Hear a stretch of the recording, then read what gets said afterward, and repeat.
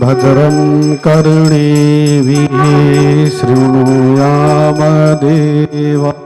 भद्रं पश्येमाक्षभिर्जयत्राः स्थिरैरङ्गे तुष्टवागुं शस्सनो ब्रीव्यसे महि देवहितं यदायुः हरिः ॐ स्वस्ति न इन्द्रो वृद्धसर्वाः स्वस्ति नः पूषा विश्ववेदाः स्वस्ति नस्तार्क्ष्यो अरिष्टनेमिः स्वस्ति नो बृहस्पतिर्ददातु पृखदस्वा मरुतः पृश्निमातरः शुभं जावानो विदधते खुजगमय्यः अग्निर्जीवा मनवः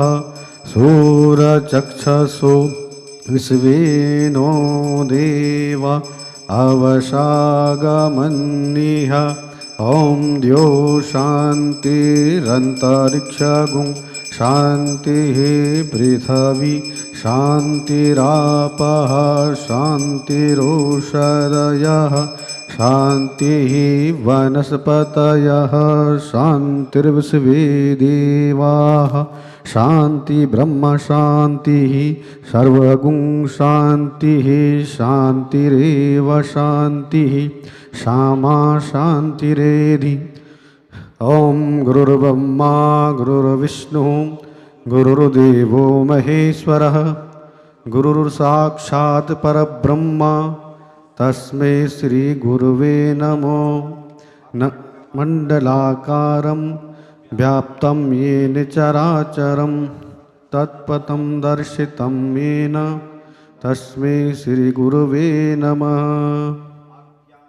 तिमिराधस्य ज्ञानञ्जनशलाकया चक्षुरुन्मीलितं येन तस्मै श्री गुरुवे नमः ॐ माल्यादीनि सुगन्धीनि माल्यत्यादीनि वे प्रभो मया हृतानि पुष्पाणि पूजार्थं प्रतिगृह्यताम् ॐ चन्द्रमा मनसो जातचक्षुः सूर्यो अजायतः श्रुत्वा द्वायुष्य प्राणस्य मुखादग्निरजायतः व्यासाय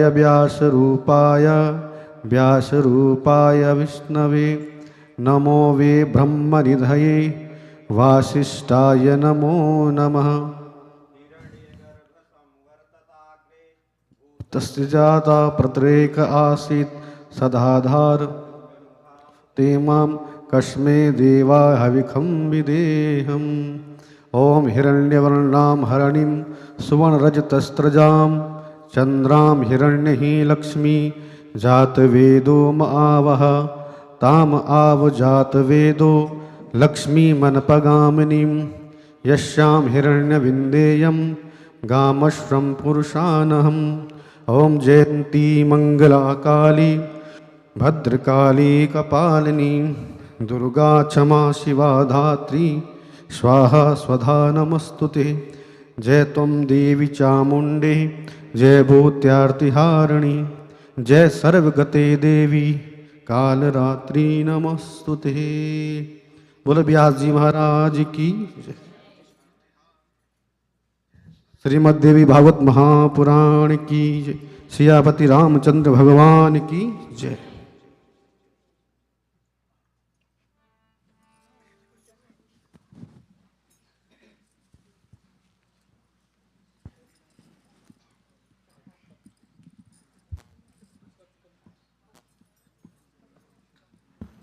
Check.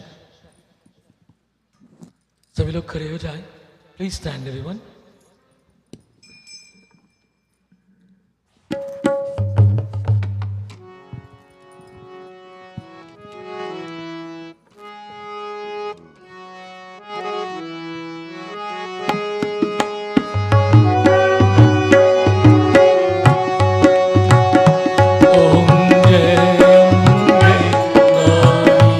मैया जय श्यामा तारी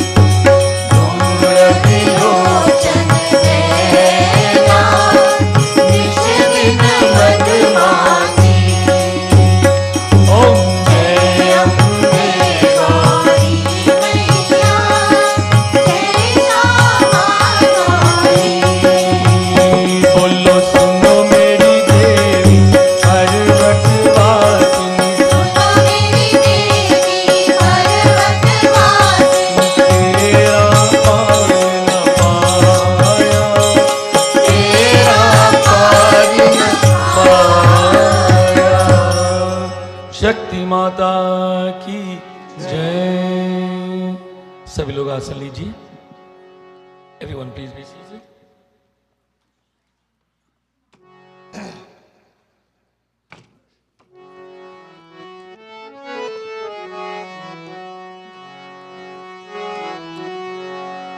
हाथ जोड़कर मन ध्यान करो, गणपति देवता का ध्यान और फिर शक्ति माता का ध्यान और श्री रामचंद्र भगवान का ध्यान।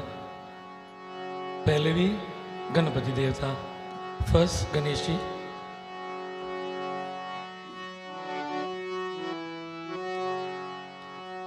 वक्रतुंड महाकाय सूर्यकोटि समप्रभा निर्विघ्नं कुरु मे देवा सर्वकार्येषु सर्वदा सर्वकार्येषु सर्वदा सुमुखश्च एकदन्तश्च कपिलो गजकर्णकः लंबोदरक्ष भिक्तो विघ्ननाशो विनायका धूम्रकेतु गणाध्यक्षो बालचंद्रो गजानना द्वादशैतानि नामानि या प्रदेशो यादपि विद्यारम्भे विवाहे च प्रवेशे निर्गमे तथा संग्रामे संकटे चैव विघ्नस्येन जायते। शुक्लांबरधरं देवं शशिवरं चतुर्भुजं प्रसन्नं वदनं ध्यायेत् सर्वविघ्नोपशान्तये। गणपति देवता की जय। गणेश भजन।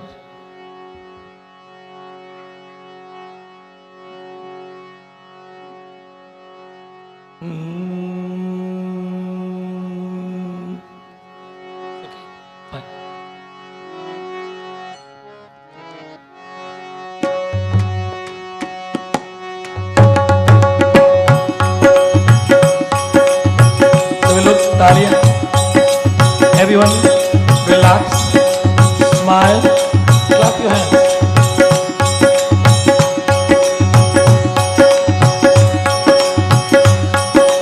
Jai Ganesh, Jai Ganesh, Jai Ganesh Deva, Mata Jaki Parvati, Pita Mahadeva. जय गणेश जय गणेश जय गणेश देवा माता जाकी पार्वती पिता महादेवा। Jai Ganesh,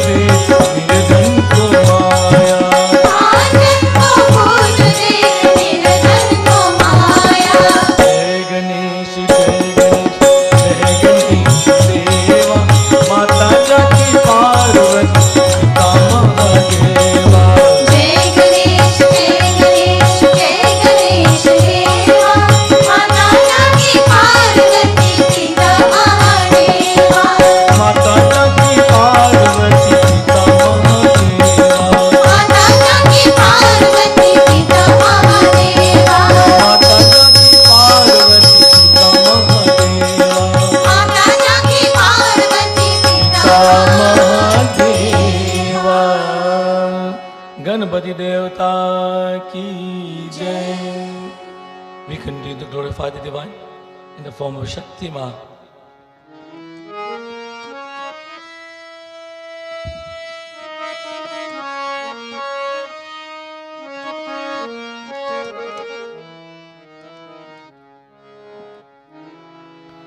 सर्वमंगल मांगल्ये शिवे सर्वार्थ साधिके शरण्ये त्र्यंबके गौरी नारायणी नमोस्तुते.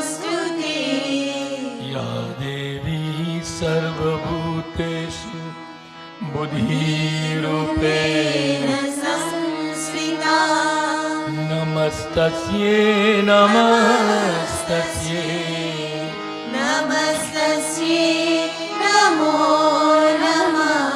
या देवी सर्वभूतेषु शक्तिरूपेण संस्थिता नमस्तस्यै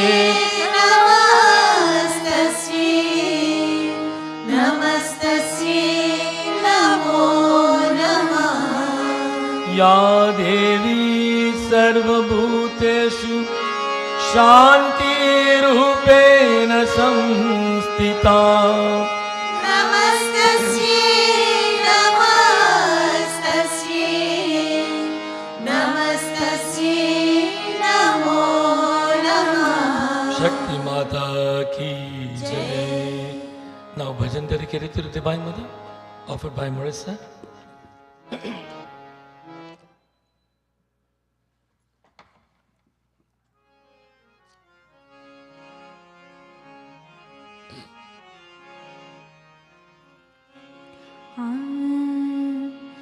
विष्णु प्रिया महालक्ष्मी तेरी जय जयकार, तेरी जय जयकार जगत में तेरी जय जयकार. विष्णु प्रिया महालक्ष्मी तेरी जय जयकार, तेरी जय जयकार जगत में तेरी जय जयकार.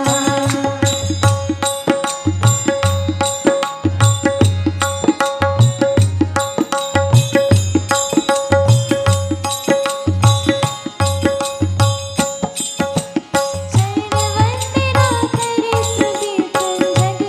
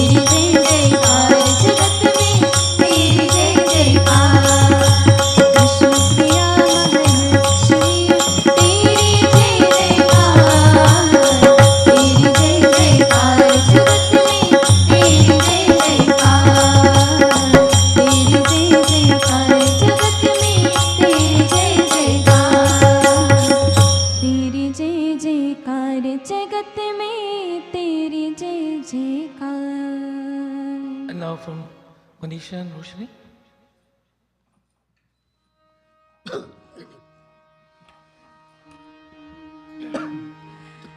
स्थाई किसी से न नाता, बड़ी चंचल है लक्ष्मी माता। ये स्थाई किसी से न नाता, बड़ी चंचल है लक्ष्मी माता। ये स्थाई किसी से न नाता, बड़ी चंचल है लक्ष्मी माता। ये स्थाई किसी से न नाता, बड़ी चंचल है लक्ष्मी माता। कभी राजा का घर, कभी रंक का घर, कभी राजा का घर, कभी रंक का घर, कभी राजा का घर, कभी रंक का घर, कभी राजा का घर, कभी रंक का घर। तुमको है मैया आता, बड़ी चंचल है लक्ष्मी माता। ये स्थाई किसी से न नाता, बड़ी चंचल है लक्ष्मी माता।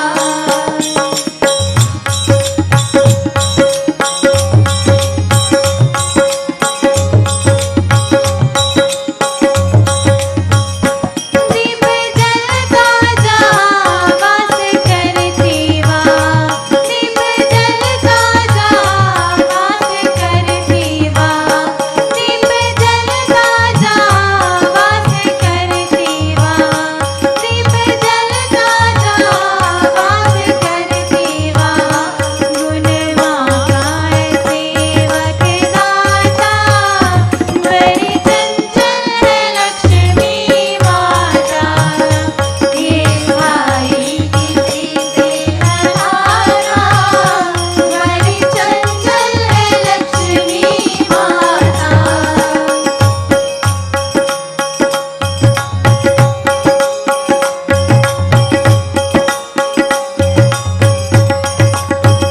क्षीर सागर में माँ बनके विष्णु प्रिया, क्षीर सागर में माँ बनके विष्णु प्रिया, क्षीर सागर में माँ बनके विष्णु प्रिया, क्षीर सागर में माँ बनके विष्णु प्रिया।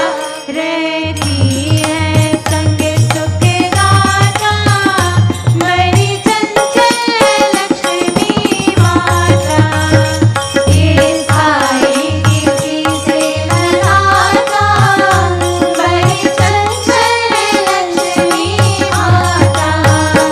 ये स्थाई किसी से न नाता, बड़ी चंचल है लक्ष्मी माता। ये स्थाई किसी से न नाता, बड़ी चंचल है लक्ष्मी माता। बड़ी चंचल है लक्ष्मी माता, बड़ी चंचल है लक्ष्मी माता। Shakti Mata ki Jai. And now we'll have a bhajan from Rukmini. And then we'll have one from anyone else. जय जय जननी, जय जगत जननी।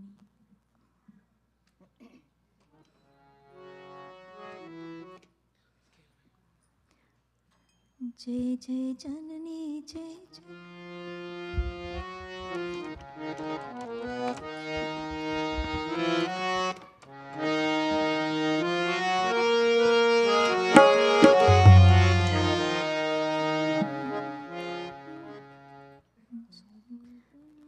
जय जय जननी, जय जग जननी, अम्बे भवानी माँ।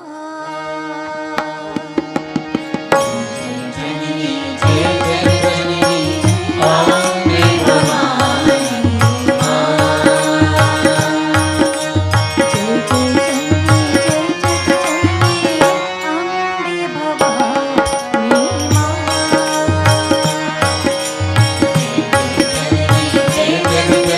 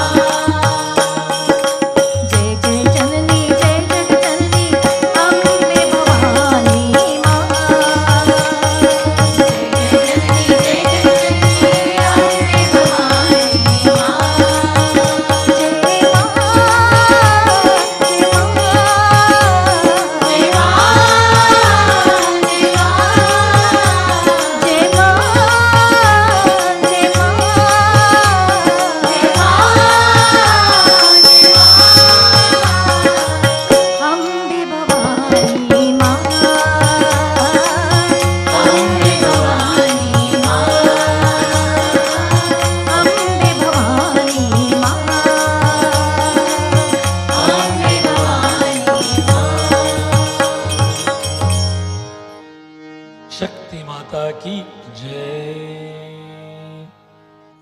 Now we continue to focus our minds upon the divine in the form of Sri Ram. Bolo.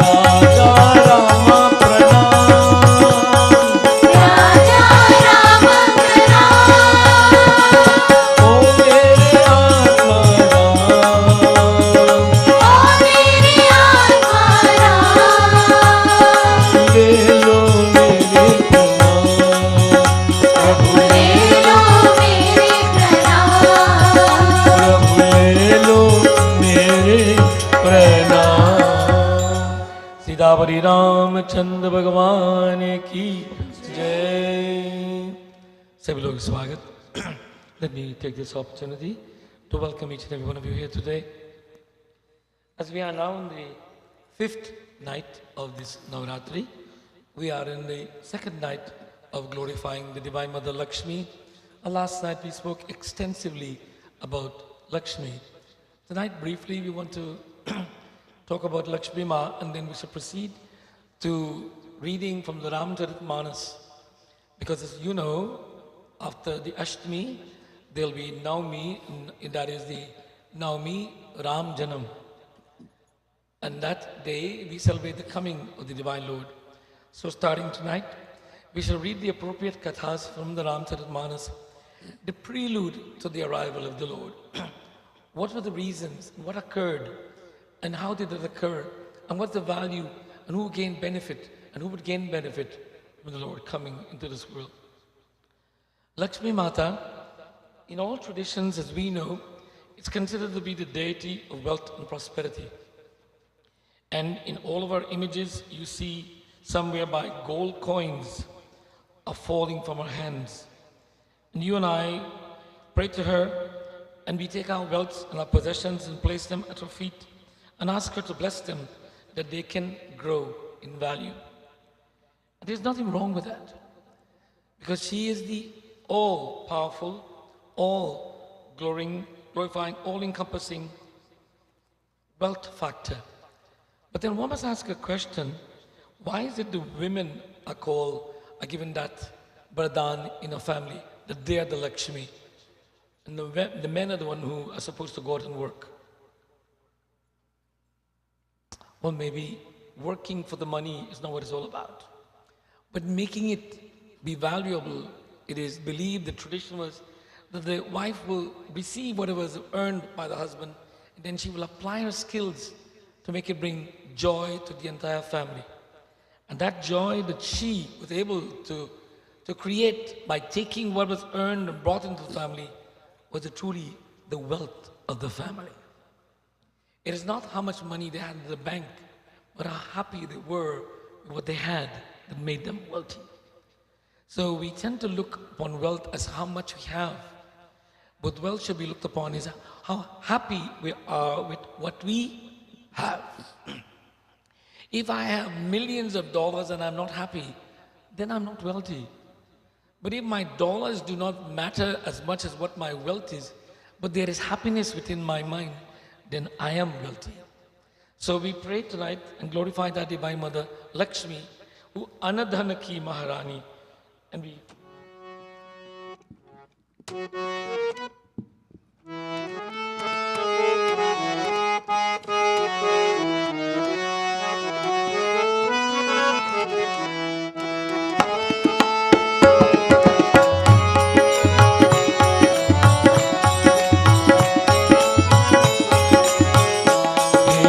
अनधन की महारानी जय लक्ष्मी रानी।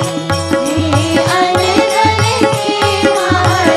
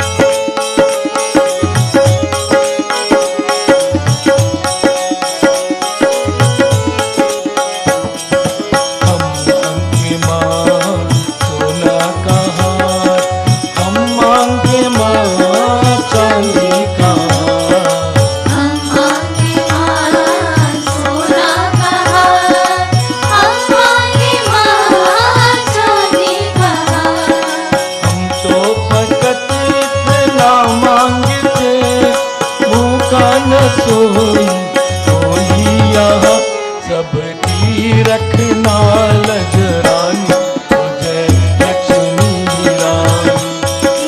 अनधन की महारानी मुझे लक्ष्मी रानी, तुझे घर घर पूजे रानी मुझे लक्ष्मी रानी।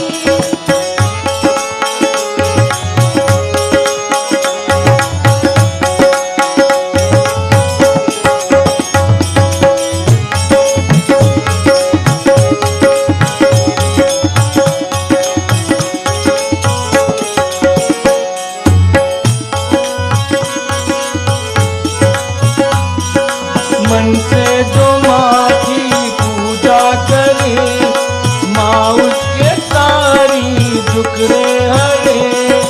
मन से जो माँ की पूजा करे, माँ उसके सारे दुख हरे।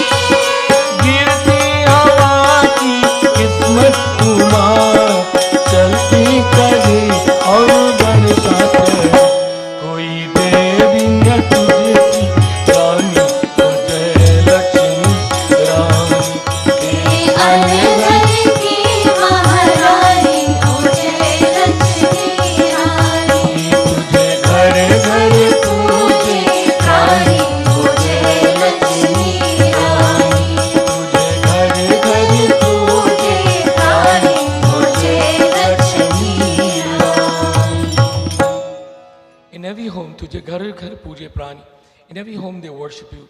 Not only on Deepavali, but yesterday we talked about that in every home, the tradition was to light the lights in the morning and to light them early in the evening. That lighting this light, although it was the light, even in the days when there was no electric lights, it was what brought the light or the glow. But there is more to that, showing the way the light was lit to bring enlightenment, to make us feel that comfort, that warmth. And by the way, it was the ancient tradition that once the lights was lit, the Havan Kundi again was never burned out. It always was kept lit 24/7. But of course, as the world evolved and we found other forms of seeing, we gave up. But in all traditions, there is either a candle that's lit, and offerings to God was always with some flame at some time or the other. In most of the Christian traditions, you go to all the large cathedrals, there are hundreds of candles that are burning day and night where people are making their specific offering with the light. This ancient tradition of giving a thanks for the light meaning the wealth of my being, me accepting that I'm conscious that I am and I am who I am. I am, meaning I'm alive, and I am who I am.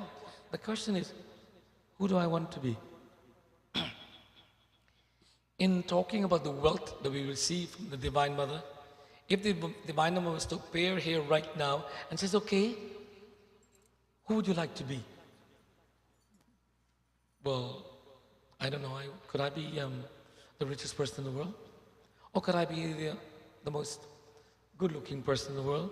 Or could I be the healthiest person in the world? These are all things that we have that we'll consider very important to us. And what is wealth? Before the time of gold coins, what was wealth? Our possessions. People did bartering. There was no money, and I gave you a cow, you give me a donkey, or maybe you give me 2 donkeys.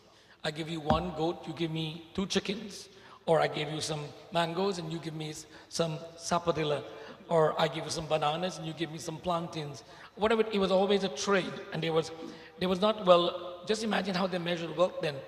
Well, it's not how much coins you have and how much you have in the bank. It's how much groceries you have growing in your backyard. So if you had a big farm, then you were wealthy. If you had a small farm, you were not so. And everything was measured by what came from nature that man used to live and to exchange, barter. So the concept of this coin as wealth came over as the age evolved. It was not what was measured, the measurement for wealth. Not our gold, although everybody likes to buy gold and hide it on the ground. It was what came in the giving and receiving between human beings. And our wealth was not how much we gave or how much we received, but how we felt when we gave. and how we felt when we received, therein lies the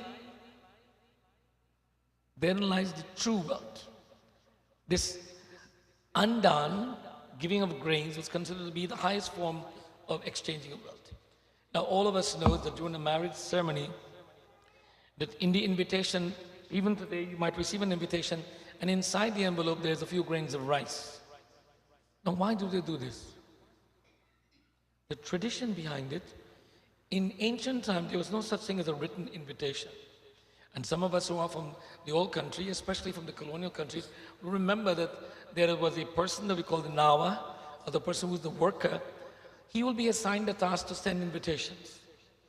And he will go to the home of where the girl is getting married, for instance, and the Purohit will come at least 1 week, 2 weeks, 3 weeks before, and they will do the mandap preparation, puja. The installation of the mandap is a very important thing, and a very tall bamboo will be placed, projecting high up, and the kalasha stapan will be done, and then the blessing of the grains to be used in the feeding of the people will be blessed. And a portion of the grains will be given to the Nawa for Nauta. He will go into every home and he will say, Sita Prasad, I on behalf of Pandit Sharma are inviting you to my daughter's wedding. That's a real invitation. Okay? And then give you a few grains. Now what are you supposed to do with the grains? You say thank you, and you took your grains and you put it by, everybody had a grain bin, a rice bin. It will be put into the rice bin. Now what's the purpose? So you may not be able to attend the wedding and not partake of the bhojan that was blessed. You would have received the blessed grains, and as such, the entire gaon, the entire village is enjoying the blissful food that will be offered at that major sanskar, the Vivah sanskar. So grain was considered to be like gold. By the way, you didn't throw that rice away. It didn't matter who it came from. It was very special, and you placed it there. As such, we today look upon wealth as only monetary sense. But wealth in those days was what to give health and vitality and enrich the physical and mental state of the human person. Shakti Mata Ki Jai. Now we proceed to Ramcharitmanas. And before I do, I would like to ask Nirvana to do for me one bhajan, Ram bhajan, if you can.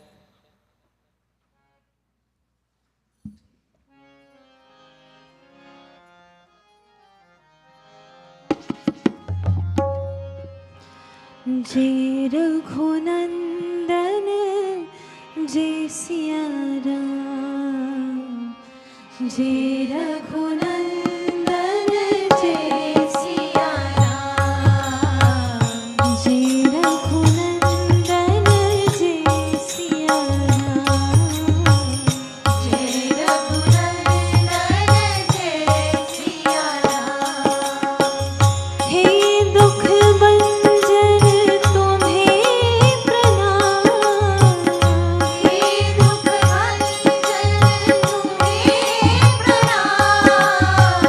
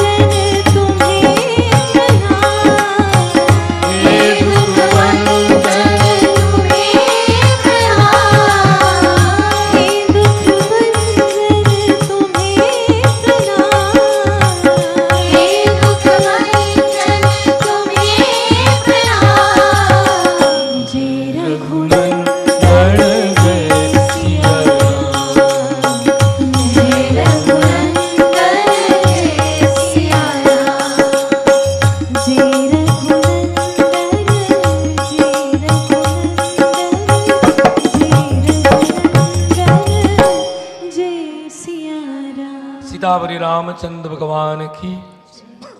In the Ramcharitmanas in Balkand, in the first book, there is a beautiful katha about two individuals, Manu and Satrupa. Let me give you the preliminaries of this katha, and then we will reach the point where we want to be engaged in their story.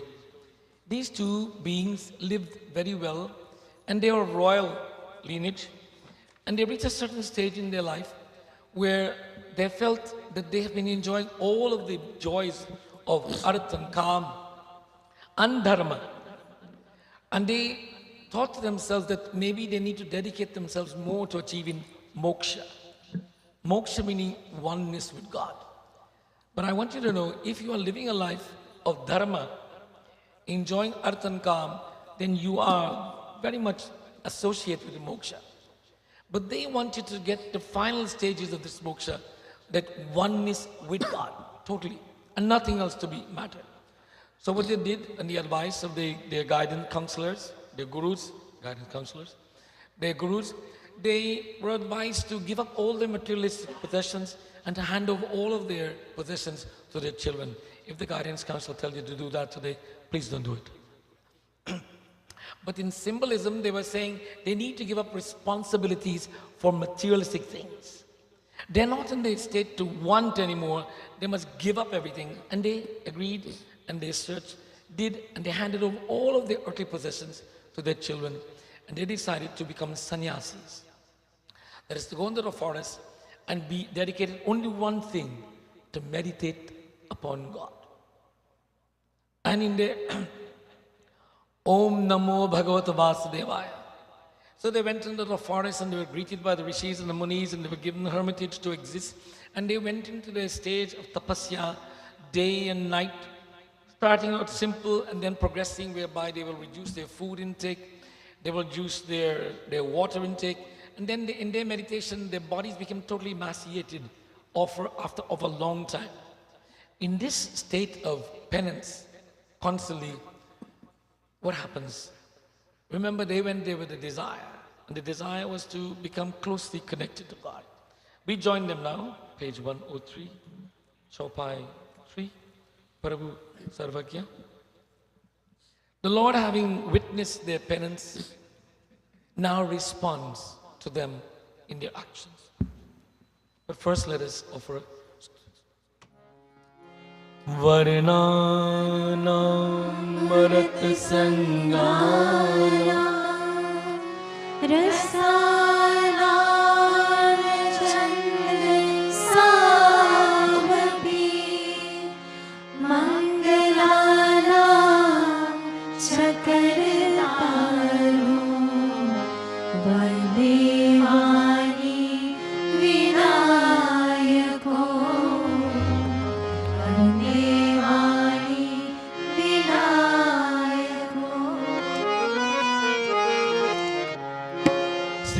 Ram जय राम जय जय राम श्री राम जय राम जय जय राम श्री राम जय राम जय जय राम श्री राम जय राम जय जय राम श्री राम जय राम जय राम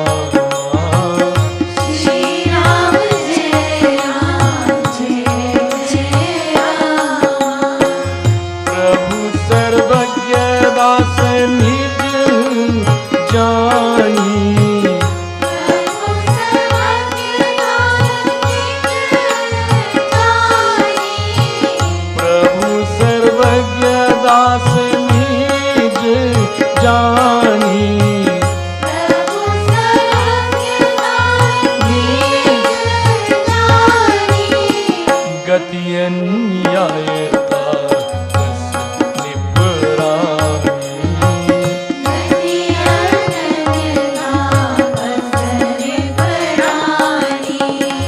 मांगू मांगू वर पवन भवानी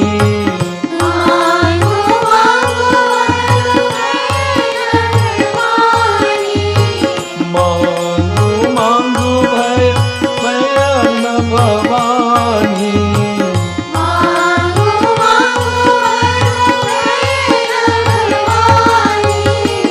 परम गंभीर कृपा नित सानी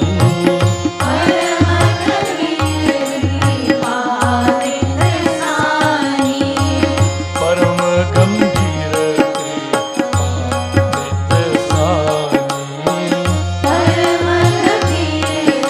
कृपा नित सानी श्री राम जय राम जय जय राम श्री राम जय राम जय जय राम श्री राम जय राम जय राम श्री राम जय राम जय जय Ram Having been engaged in penance for many of days, months, years, they finally, something happened. It is said that during the time of the penance, this katha is very lengthy, I'm giving you the synopsis.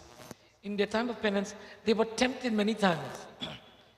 Temptation came to them that they were offered in their dreams all of the wealth of the world, more progeny, more joys in the world, and they were able to avoid all of this temptation. You see, when you're heading on the pathway towards a certain objective, especially of a pious objective, there may be many temptations in the pathway.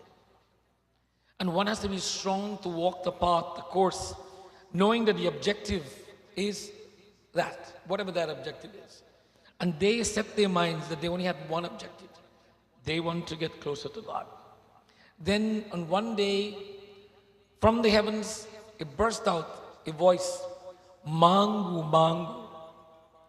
Ask for what you want.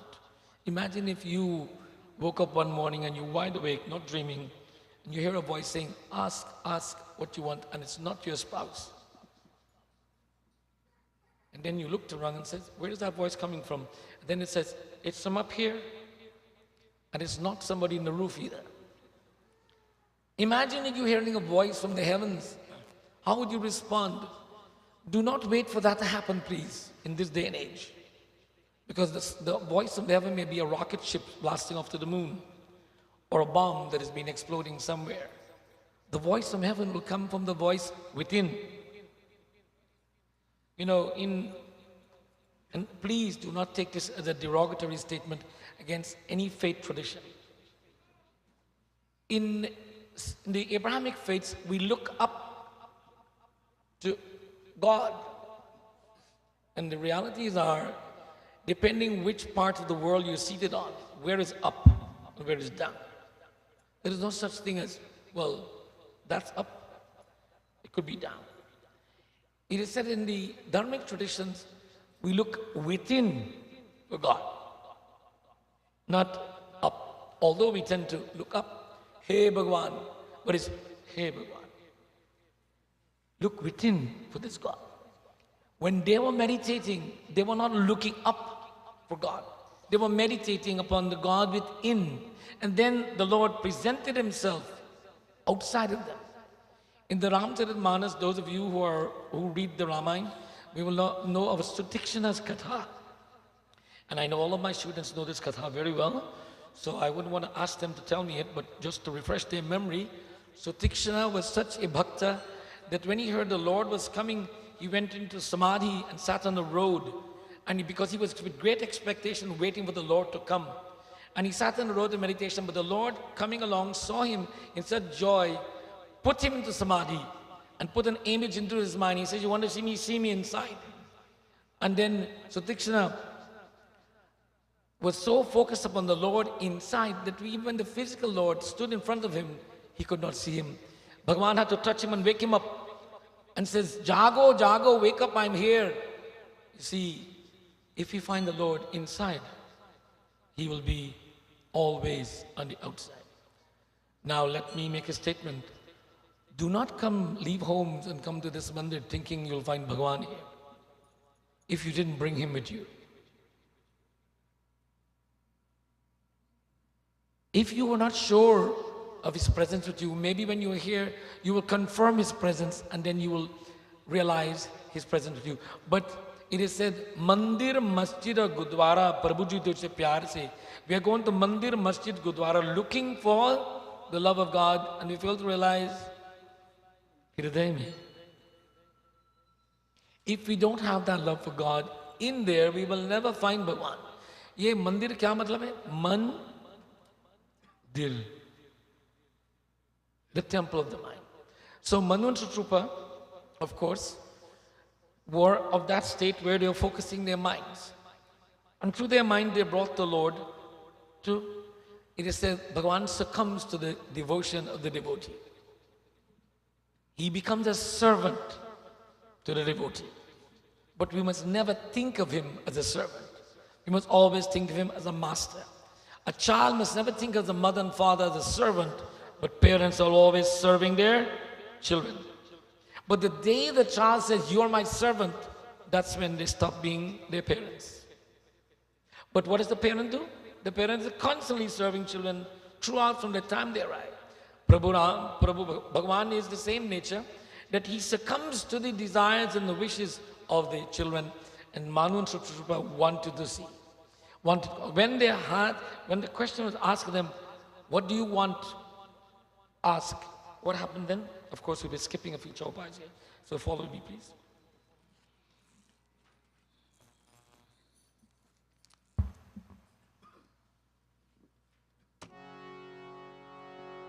Page 104, first chaupai.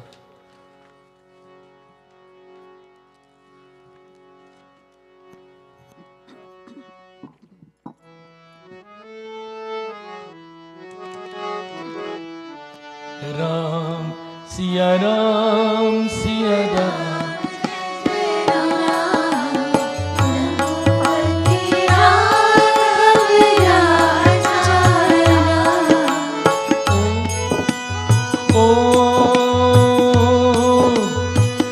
दंपति बचन परम प्रिय लागे,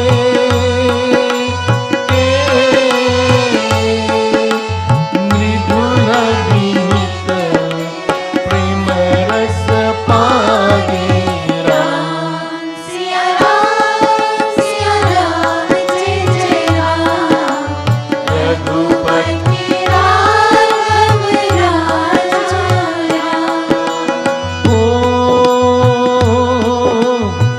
भक्तवत्स प्रभु कृपा निधाना,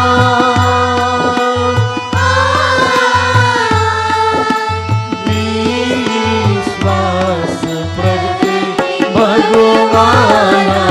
राम सिया राम जय जय राम रघुपति राघव राजा Ram.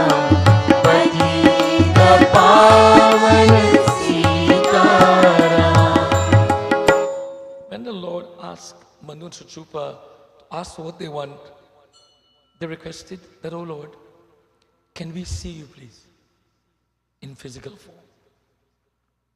Because their desire was to, they have known of the Lord, but they said, we would like to see you in physical form, standing in front of us. And the Lord succumbs to the devotion of the devotees. Now, throughout our scriptures, we will see such requests made by the devotee, and where the Lord succumbs to this request and appears.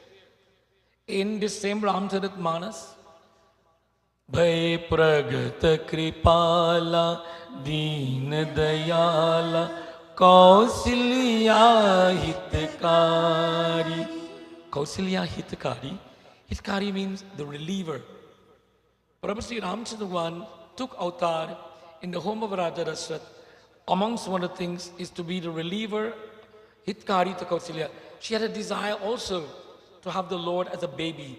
And that same Kausilya, by the way, so the tradition tells us that this Manvantara Trupa will get there, but in Janam, different Janam are receiving the blessings of a Purab Janam. Thus, the Lord came in his magnificent form when he appeared in Ayodhya, and Kausilya became afraid and said, please, please, please, become a baby in my arm. And then, so I can cuddle you and project my love. In your magnificent form, I can never give you this love of the mother's love. Thus, here, the Lord listened to Manvantara Trupa of their request, and he pragatavi. He took form. But what kind of form did he take? The Lord manifested himself in his universal form. What is the universal form of the Lord? It is said that when it is also in the Ramcharit Katha, when Prabhu Ram was a baby, that he was playing a game with his mother. One morning she got up and bathed him and put him in a crib, and she went to make her offerings, and she saw him sitting on the altar receiving her offerings.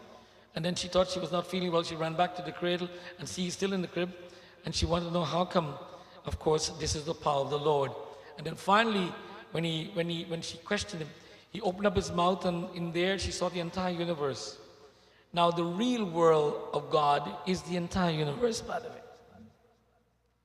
According to the Hindu concept, God is not an entity sitting on a throne somewhere in a hilltop. No. There's no such thing. God is everything, and everything is God. And that God is beyond this planet Earth. Our scriptures make reference to the planets beyond this planet. Before people had spaceships, before people had a telescope, we knew that there are certain things. We knew there were 9 planets before a telescope. Before Copernicus and Galileo came to the realization that the planets were 9, Hindus knew there were 9. And also, before Copernicus and Galileo, who were astronomers and who were Catholic astronomers, concluded that the earth was not the center of the universe, but the sun was. We knew the sun was the center of the universe, and all other planets revolved or rotated around it. So, in Hinduism, we always saw God in his magnificent form. Now, someone will ask me, Panditji, if we see God in his magnificent form, what are these? How many of us have pictures of people that we love in our phone? We don't have albums anymore, right? We have, and by the way, these people may have been gone away or they are still around, but we have all of these images of them. These pictures and these images of them is just a memento that we look to and help us in our human way to reflect. And as you get old like me, you tend to forget people. Somebody mentions the name and you say, I know the name, but I can't put a face to the name. Have you had that problem, Sunita? No, you're too young, you wouldn't know about that. But yes, I'm sure I know them, but I can't. Oh, yes, and suddenly a picture appears in your mind. As such, these images are intended to be those pictures that when we forget God, that we can say, oh, you mean Rama, Bhagwan. Siddhapati Ramachandra Bhagavan ki jai. So Manvantara Trupa made a request to God, we would like to see. Sant Goswami Tulsidas goes on to describe how the Lord looked when he appeared to them.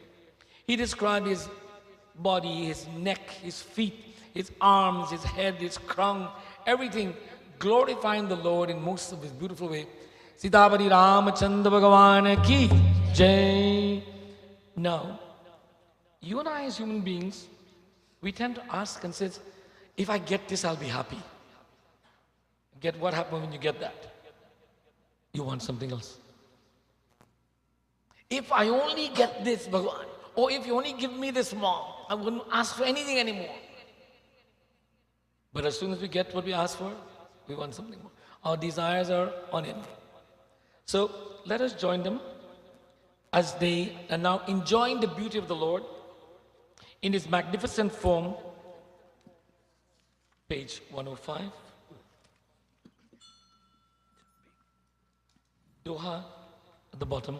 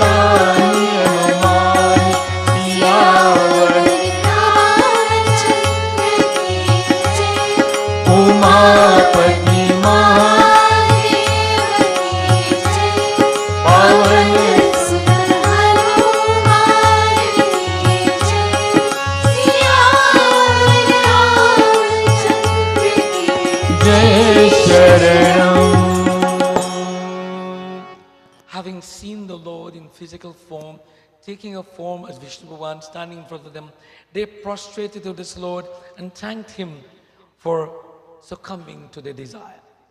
And then the Lord again says, what do you want? I'm here now. You've asked to see me, I'm here. What do you want? He still asks, what do you want? He didn't say, by the way, that's it, you ask and I'm here. Let's not have any more discussions about this. The Lord knows that the unending desires that comes through Maya of influence, there's a little bit more. Sant Goswami Tulsidas said that the compassion of the Lord was of such nature that when they saw Him, although they were going through this meditation for so many years and their bodies became totally emaciated like skeletons, when they heard this voice from heaven, they immediately were rejuvenated as their youthful selves. And in that youthful stage, they were visiting and wishing. It is said, when we have Bhagavan within, then we are truly youthful at all times. There is no such thing as old age.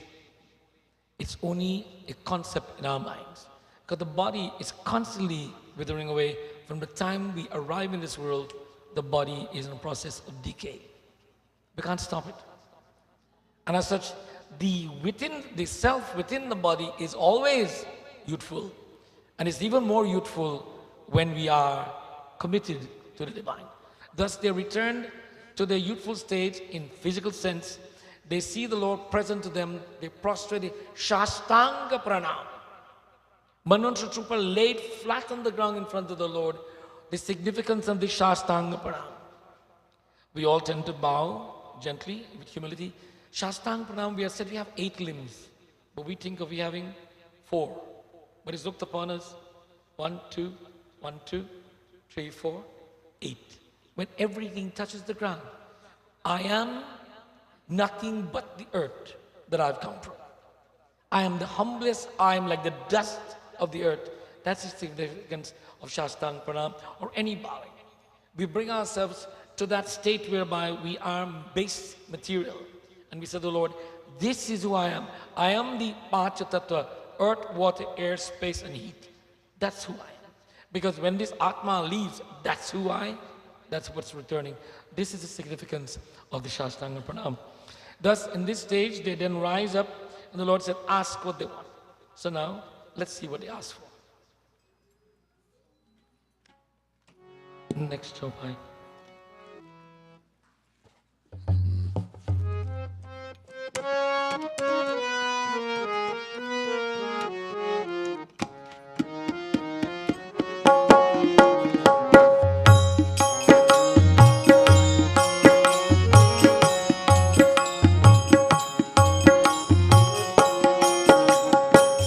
Shri Ram जय राम जय जय जय राम श्री राम जय राम जय जय राम सुनि प्रभु बचन जोड़ी जुग पानी बोलो सुनि प्रभु बचन कोई जुगतानी धरी रजू बोले मृदु बानी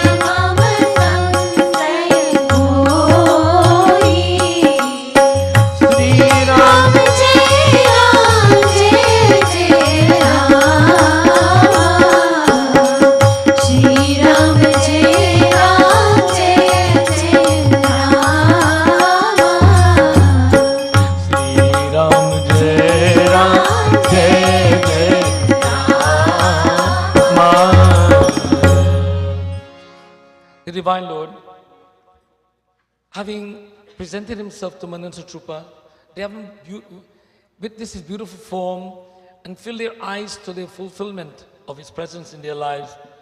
Then the Lord spoke to them and says, ask for what do you want? Mandir Troopa were filled. There was no desires.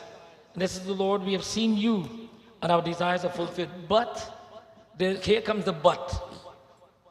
Ek lalasa bari uramahi. He says, I've always had this desire. The one that I didn't talk about. I wanted this, but there was a desire I didn't talk about. And you know, oh Lord, you are the one who knows all of our desires. You know this. You're asking me what I want, but you fully well know what I want. And he says, Lord, you know, you make me I like a beggar that has everything handed to me and I'm still thinking of what I want.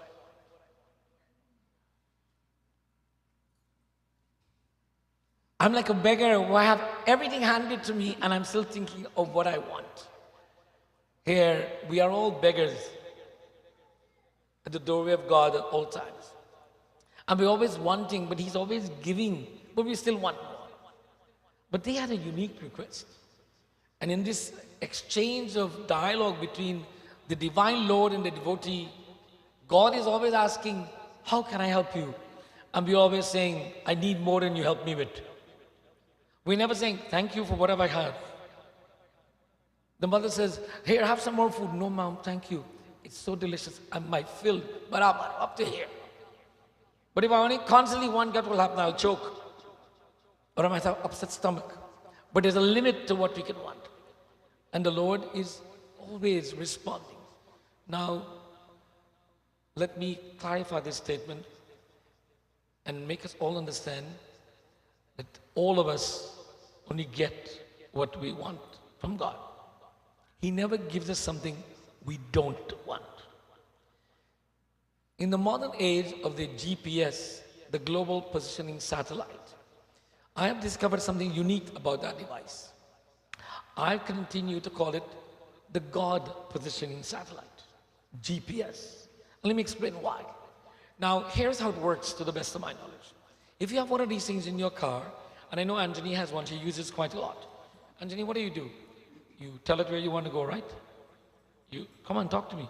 You put in the address you want to go, and then it says calculating, and then it says go 2 kilometers and turn right. And Anjali, being an obedient person, intended to turn right, but the traffic forced her, and she turned left. And you know what the nice, quiet voice in the GPS says? Recalculating.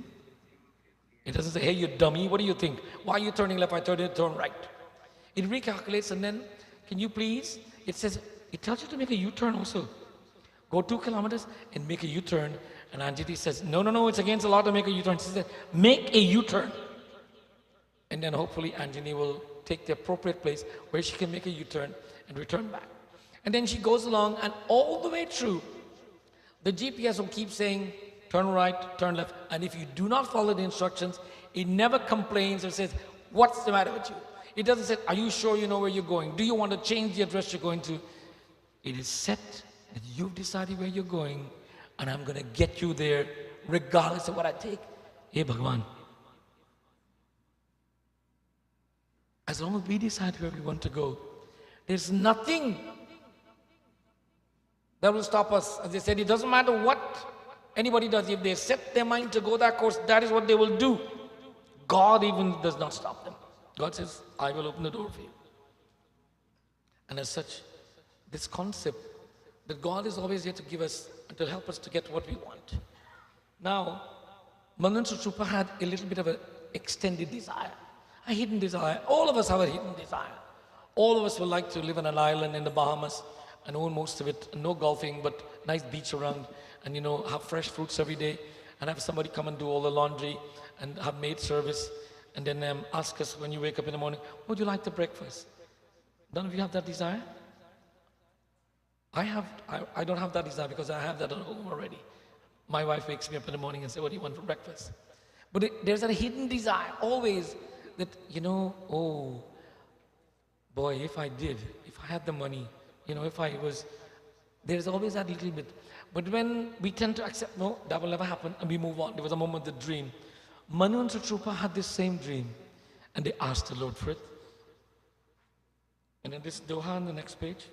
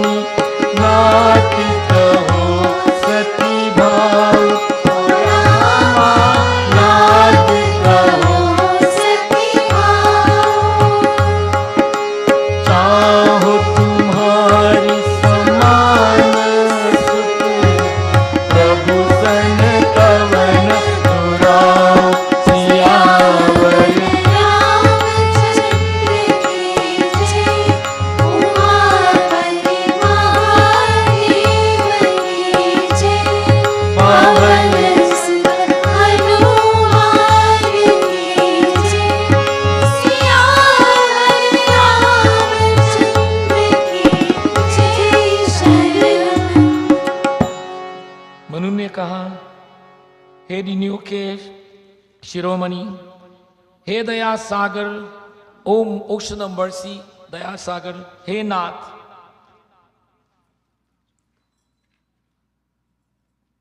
सच बात कहता हूं कि I want to tell you that the honest truth that there is a burning desire, and this burning desire is to have a son like you. You know, every parent wants to have a son like Prabhu Ram or Lakshman or Bharat and Satsukun. That is why in the old days, everybody had a Ram. If there was a son, one of those names, Bharat, Satyun, Bhim, Nakul, Sahadev, these were the names popular, not Jojo and Jaja and Georgie Boy and so on. But they had these names were given because those were the names considered to be of the names that are divine. Everyone wanted to have a divine child. And of course, all the daughters were Pooja or Lakshmi or Saraswati. But today, Pooja is out, and I don't know who's in. Dolly Parton. As such. So, they said they would like to have a son like God. What a request to make. Does every mother and father not wish their child was divine? This is not the dream of every mother and father when they hold the baby in their arms, that this is divine. The tradition that we have when a child is born, after the 9 to 10 days, they bring the child to the place of worship to bring into spirit that connection between the child and the divinity. They go to the place of worship. There is no human being in this world who have faith concept who will not want to feel that their child are divine. Of course, as the child grows up, they tend to wane away the divinity state. It says there is bliss in innocence. We are truly blissful when we are innocent. When we lose our innocence, then all the bliss goes away. Having made this request, how does the Lord respond?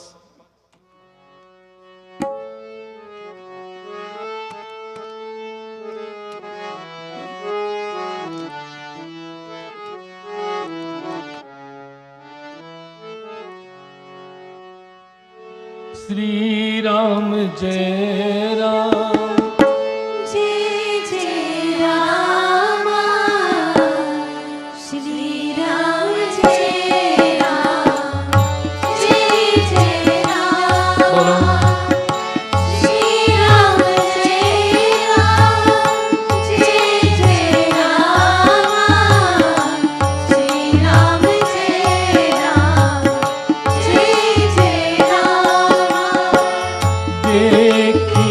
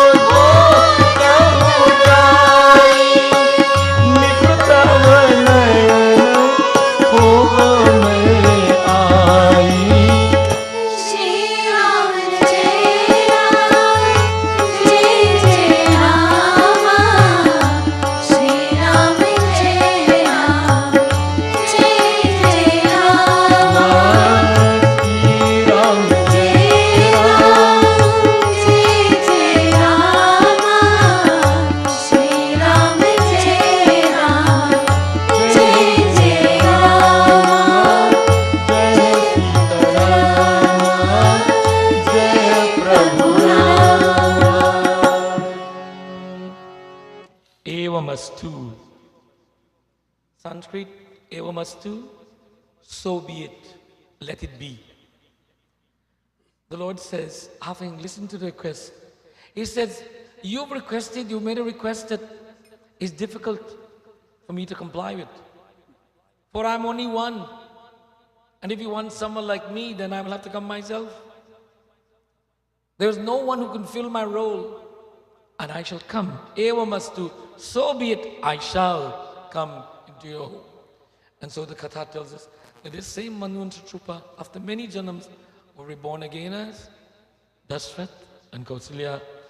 And as we will note in the days to come, that Prabhu Ram will take janam there. There are many other kathas in the different scriptures that talks of where the Lord promised. He promised Gaumata He will come.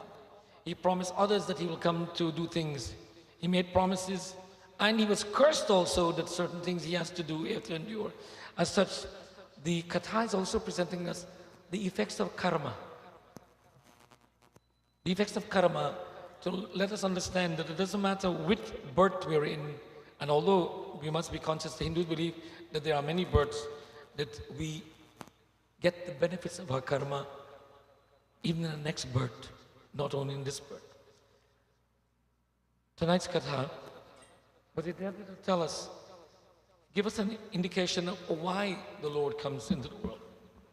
And here we see the relationship of human understanding. There was a desire, and the Lord says, I shall fulfill your desire.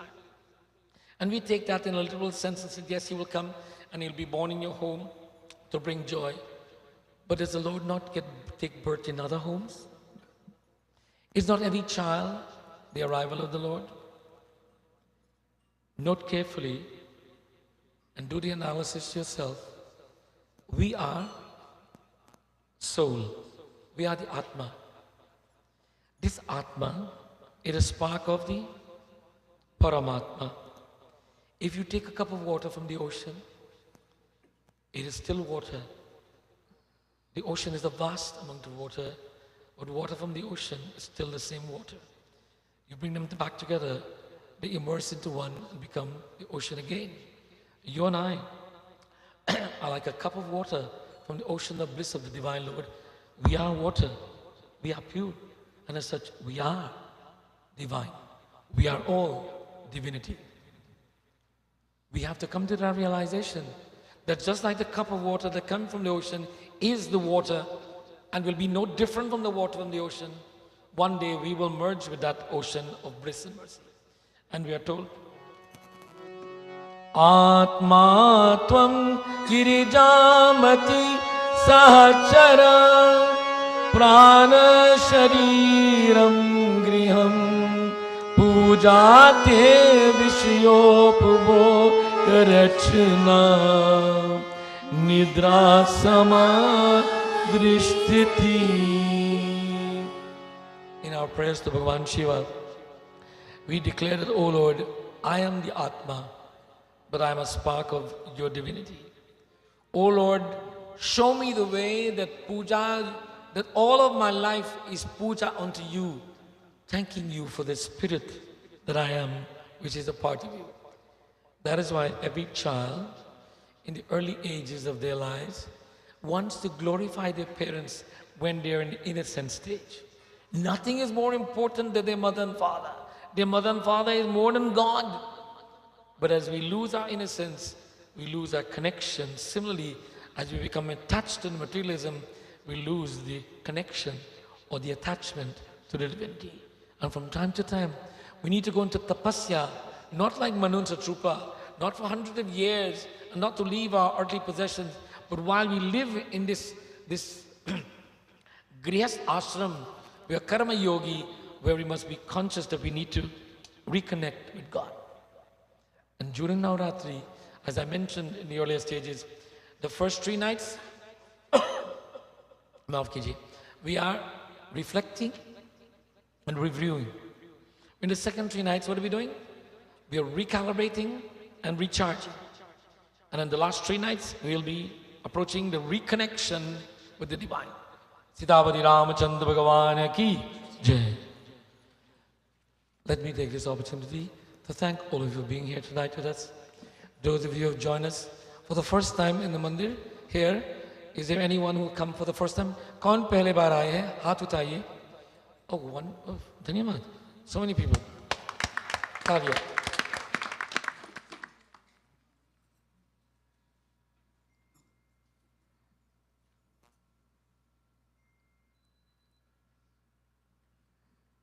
Let me remind you of some of the things coming up. April 1st, it's not April's Fool's joke. This is the real thing. We need your help to clean, to do spring cleaning in the Mandir. Around, inside, and everywhere, we need as many people as we can. We need to sign up on the volunteer program. There's a QR code. Just scan it. It's on the door to the office. And then you'll be able to fill in your names and details, and you'll be called upon to come in and help on that day. Next. Hanuman Jayanti, of course, is fast approaching on April 5th. I think there must have been a slide before. Go back. Go back. No? Okay, then fine. Keep going. Of course, we have Ashtami, which is on the 29th, and then Ram Navami on the 30th. Keep going, please. We are looking for the volunteers, and it's the same code. We have two volunteer codes, one for students who are 18 and under, and then one for adults who want to get involved. Next. Prasad Charakar.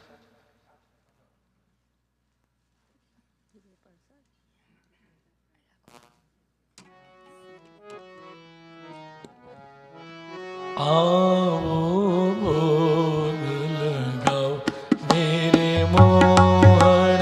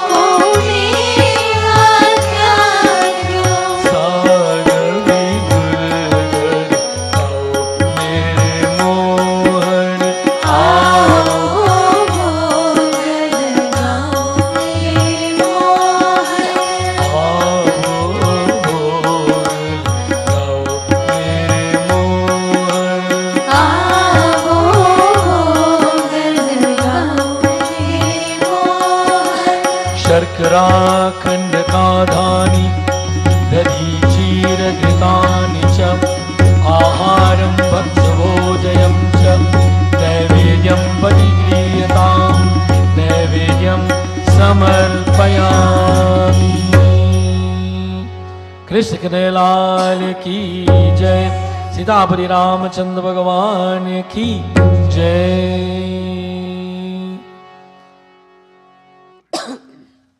We want to take this opportunity to invite everyone to remind you that Navratri Karikam continues until Thursday, which will be Ram Janam. Ram Janam program will be from 10:30 in the morning until 1:30 because Ram Janam is usually at 12 in the day. And in the evening, we have a special program for Ram Navami, and that will take us to the end of the Chaitanya Navratri. So please do join us. Of course, on the Ashtami, there will be Kanjaka Puja, where people bring the little children to receive gifts. That is available all day during and also in the evening time. So if you are inclined to do that, yes, the Mandir is open. Of course, our Mandir is open 7 days a week, literally 15 hours a day, from 7:30 until 9 p.m. every day. So please feel free to come at any time. Now we request you to please stand. Everyone, sabhi log khade ho jaye, aati kare. Now we want all those seniors, those people who walk a bit slow like myself, to come first, and then others to come. Parents and children must come together. Boom.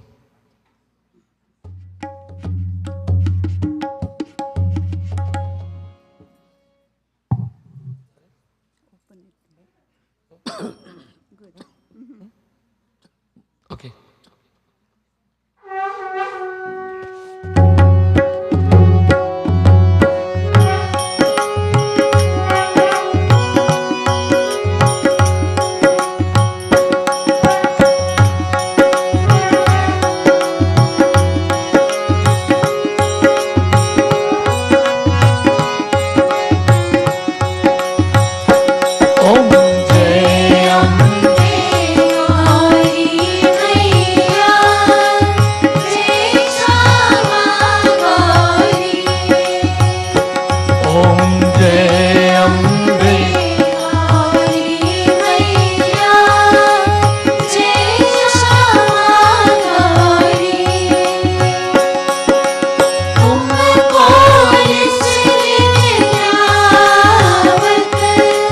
Hari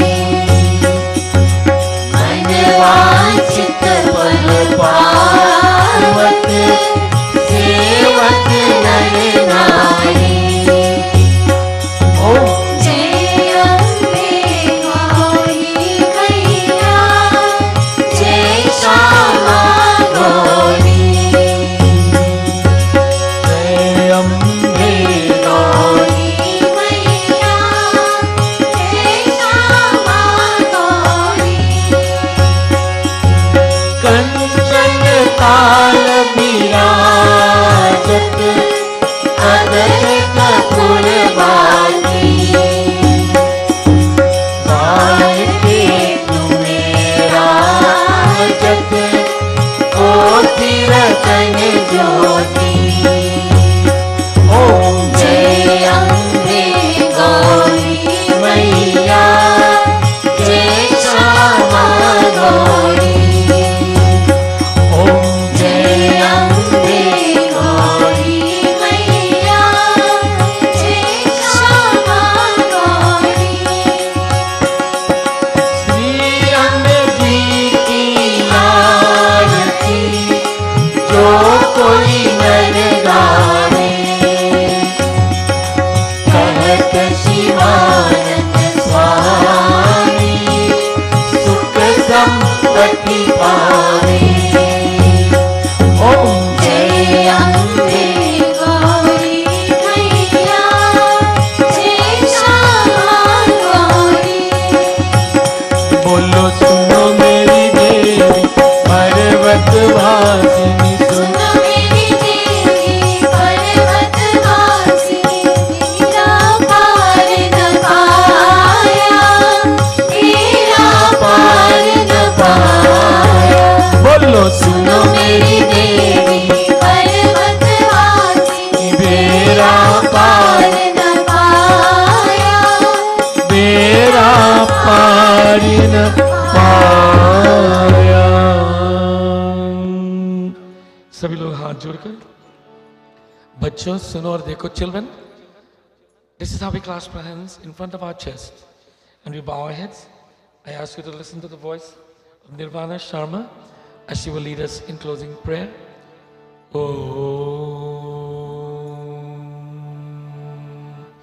Hari Om. Hari Om. त्वमेव माता च पिता त्वमेव, त्वमेव बन्धो च सखा त्वमेव, त्वमेव विद्या द्रविणं त्वमेव, त्वमेव सर्वं मम देव देवा, त्वमेव सर्वं मम देव देवा। जयन्ती मङ्गला काली भद्रकाली कपालिनी, दुर्गा क्षमा शिवा धात्री, स्वाहा स्वदा नमोऽस्तुते, स्वाहा स्वदा नमोऽस्तुते। Om Namo Shanti. अंतरिक्षं शान्ति, पृथ्वी शान्ति, रापः शान्ति, वृषधय शान्ति, वनस्पति शान्ति, विश्वदेव शान्ति, ब्रह्मा शान्ति, सर्वं शान्ति, शान्तिरेव शान्ति सामा शान्तिरेधि। शीश झुकाकर धरती पर प्रणाम। गुरुर ब्रह्मा गुरुर विष्णु गुरुर्देवो महेश्वर, गुरुर साक्षात् परम ब्रह्मा, तस्मै श्री गुरुवे नमः, तस्मै श्री गुरुवे नमः। अस्तु मा सद्गमय तमसु मा ज्योतिर्गमय मृत्योर्माम् अमृतं गमय। सर्वे भवन्तु सुखिनः, सर्वे सन्तु निरामया, सर्वे भद्राणि पश्यन्तु, मा कश्चित् दुःखभाग् भवेत्, मा कश्चित् दुःखभाग् भवेत्। सियापति रामचंद्र भगवान भगवान की जय। पवन पुत्र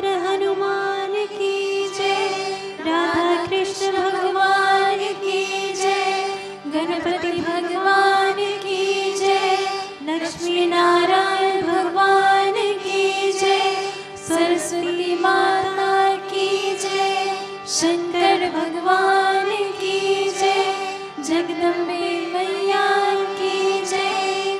बोलिए ये सब संतन की जय, सद्गुरुदेव महाराज की जय, अपने अपने माता पिता की जय। धर्म की जय हो, अधर्म का नाश हो, प्राणियों में सद्भावना हो, विश्व का कल्याण हो। धरती माता की जय हो, भारत माता की जय हो। ओम नमः पार्वती पते, हर हर महादेव, हर हर महादेव। श्री सच्च सनातन धर्म की जय। बोलिए व्यास जी महाराज की जय। धन्यवाद। मन शांति। Everyone please take Aarti and prasad is prepared for everyone tonight. There. Prasad, take away prasad is prepared for everyone, please. Bhajan, bhajan, bhajan, bhajan. Go, go, go.